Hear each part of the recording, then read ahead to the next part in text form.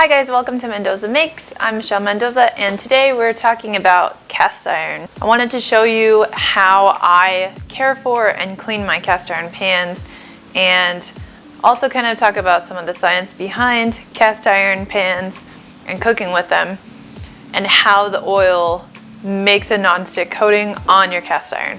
Cooking with the cast iron pans has kind of increased in popularity over the past year. It kind of has a reputation for being really high maintenance, and I could see how that could scare some people away from it. I do have a confession to make.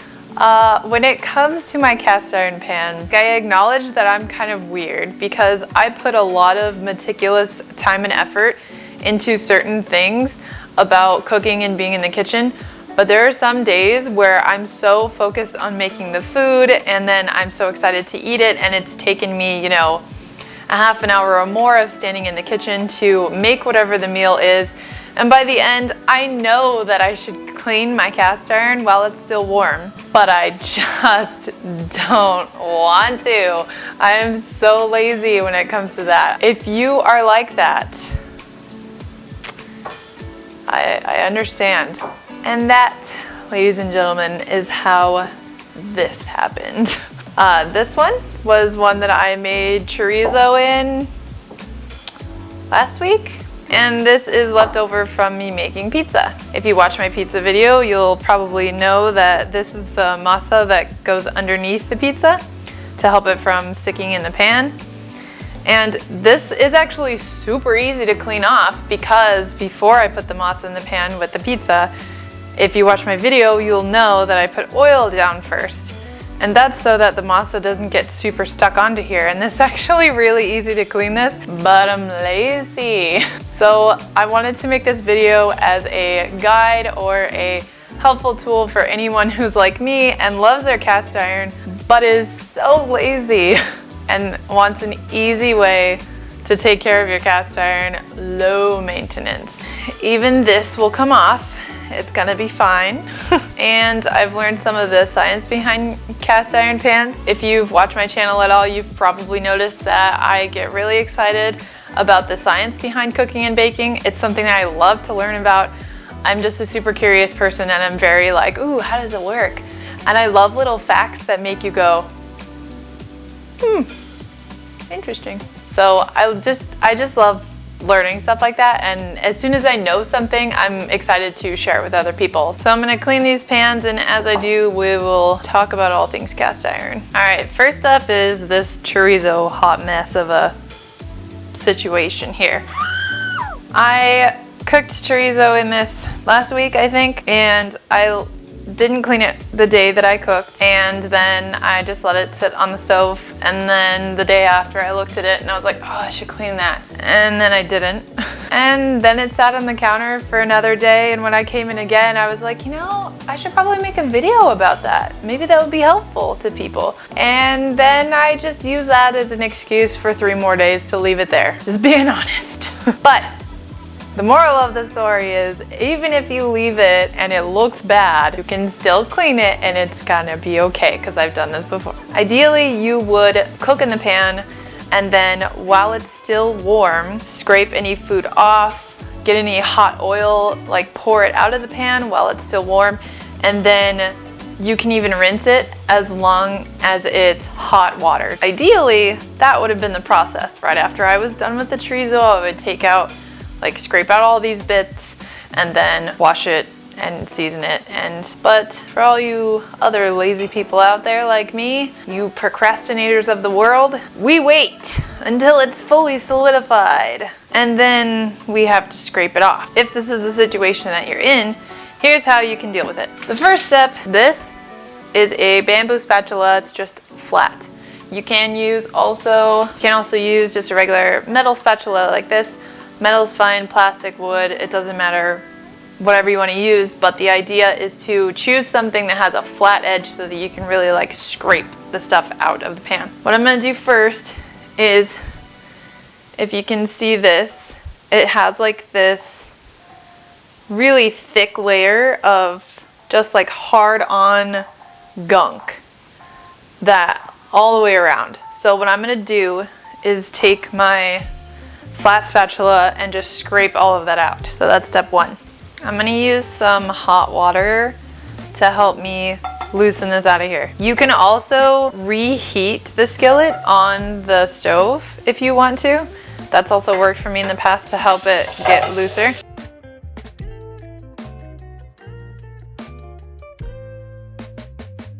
I also use this brush, this flat edge part. Really, you just want to find something with a flat edge that you can get in there and scrape it out. See, like this.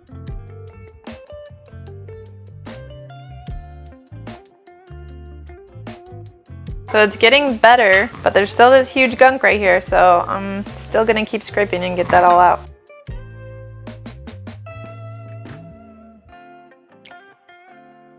At this point, once you get all of the gunk and leftover food off of your cast iron, if you are completely re-seasoning it and you know, if it's all messed up and the whole thing needs to be just like taken all the way down to the base level of cast iron and completely built back up again, re-seasoning that way is different than just like everyday maintenance. I just cooked in it, so now I'm gonna clean it. That's kind of a little bit different. What I'm doing now is just everyday maintenance. I just cooked in it, so I'm gonna clean it. What I'm gonna do right now, and what I do usually when I clean my pans, is just use coarse salt. It'll act as an abrasive to help break up the food that's left on the pan. You can use soap as well. It's not like it's gonna kill your pan if you wash it with soap. There's this kind of reputation that cast iron keeps the flavor over years because you never wash it. Like grandma's cast iron has flavor from 20 years ago because she never washes it.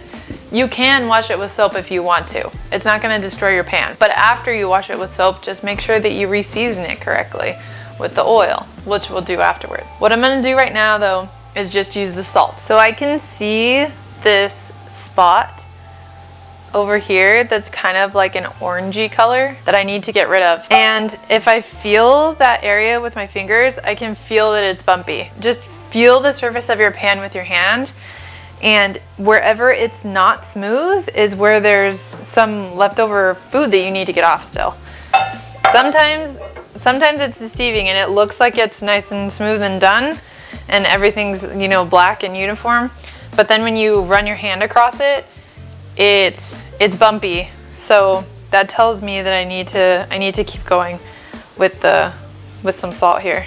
I'm gonna put a little bit of water and I'm gonna use this cloth and just start scrubbing around with the salt in the pan to help be an abrasive and kind of rough that surface up a little bit.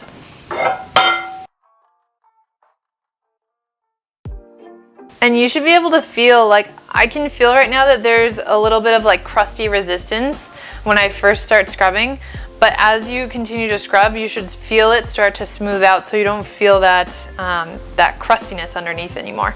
And then when you run your hand over it, it'll feel smooth again.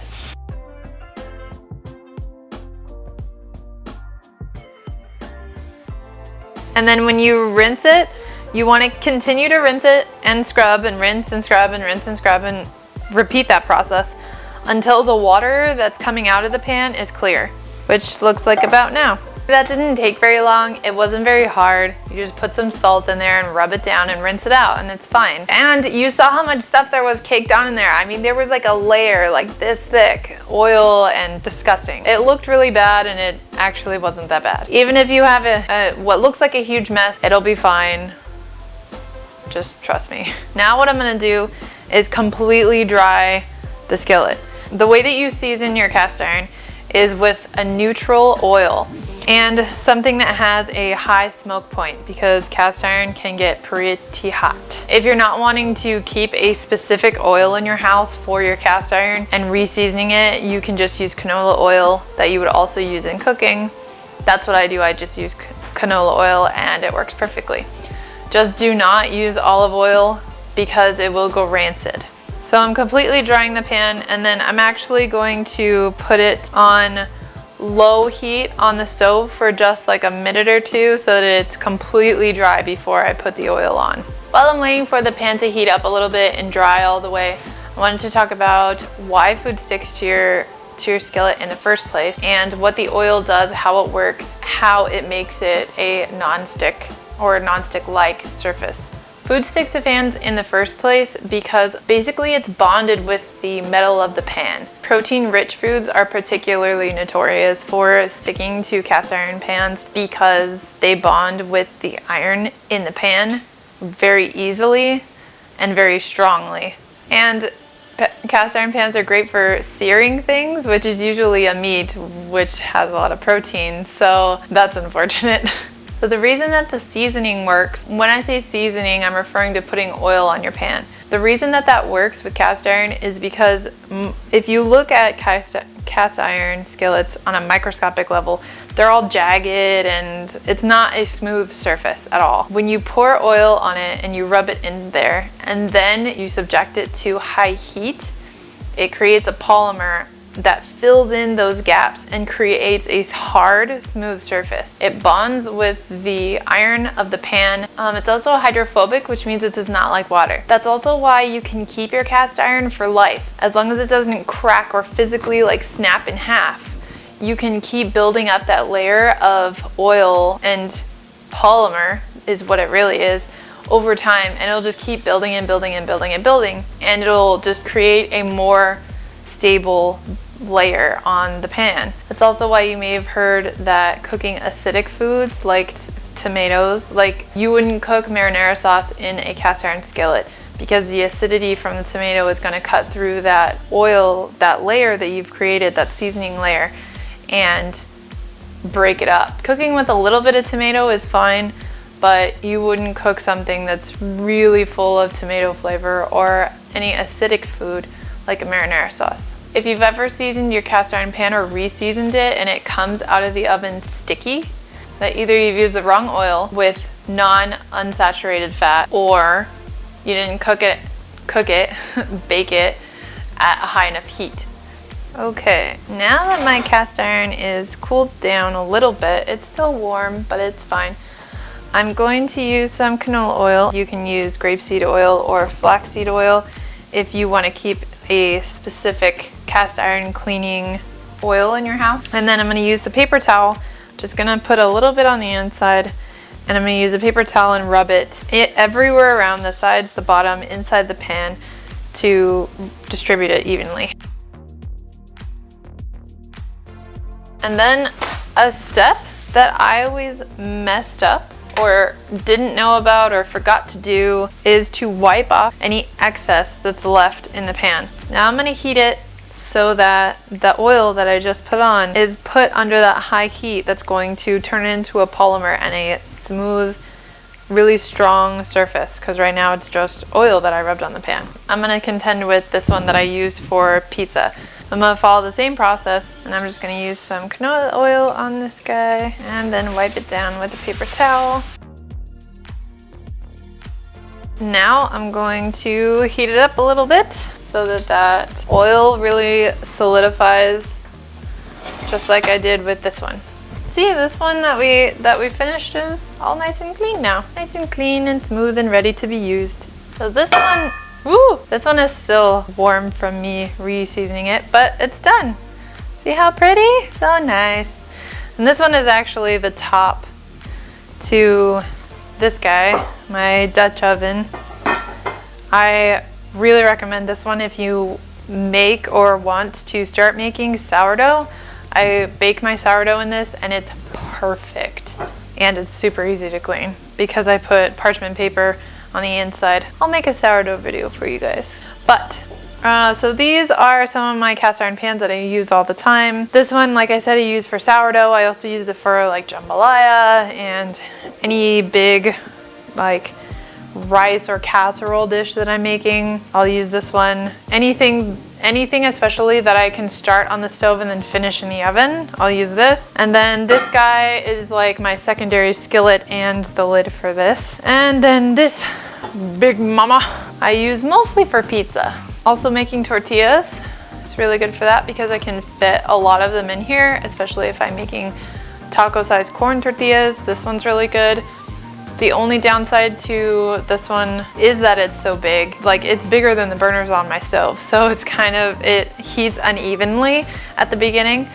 If you use cast iron pans that are really big like this, or even if you want to make sure it's heated evenly before you start cooking, what I recommend is putting them in the oven to preheat instead of preheating them on the stove. They're known for heating, like bringing up to heat unevenly, but once they are hot, they stay hot. They retain the heat and cook the food evenly. So if you preheat them in your oven, sometimes it works a lot faster and better than on the stove. Let's talk about like pros and cons. Pros of cast irons: it heats evenly. It's great for searing things like meats. It's cheap.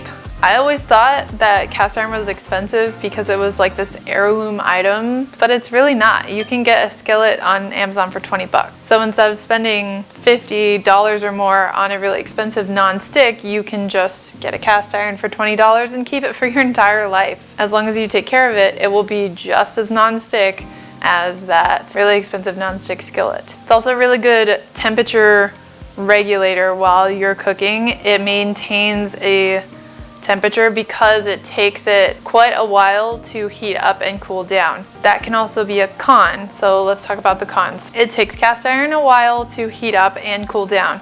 After you're done baking or cooking with it, you have to wait a while for it to cool down to room temperature again because it retains the heat. Same thing with heating up. It takes it a while to heat up because another con is when it's coming to temperature, it's really uneven and can create heat spots. So that's actually what has happened with this skillet. Because it's so big, when I put it on the stove, there's this circle spot in the middle here. That's because that's the size of my burner that I put it on. So it creates like this heat spot on your pan because that's where the heat's concentrated. So that could be a con. It's not really gonna hurt anything. I mean, it doesn't hurt my pan. I can still cook in it just fine. It's a downside. They can rust if you leave them exposed to water. You can't let them soak in a sink or something like that. Also cooking with acidic foods. So like I said before, I would not cook marinara sauce in a cast iron skillet. I would use my regular non-stick because the acidity will break down the seasoning. Also deglazing your pan with wine, that's no good because the wine is acidic. So it'll break down your seasoning. So that's some of the pros and cons. I personally love cast iron. I've posted a few videos now, my cast iron skillet chicken and the cast iron skillet pizza, and I figured I would just share with you guys how I take care of my cast irons and just admit how lazy I am about it actually. I definitely understand why some people are hesitant about starting with cast iron because it is a little bit higher maintenance than your regular nonstick skillet. But honestly, it's worth the effort, and if you're just starting your kitchen, it's a really cheap option because they're really inexpensive. I'll put the link to all of my cast iron skillets and pots and things in the description if you guys are interested in any of those. I love them. They've lasted me a very long time and they all work great.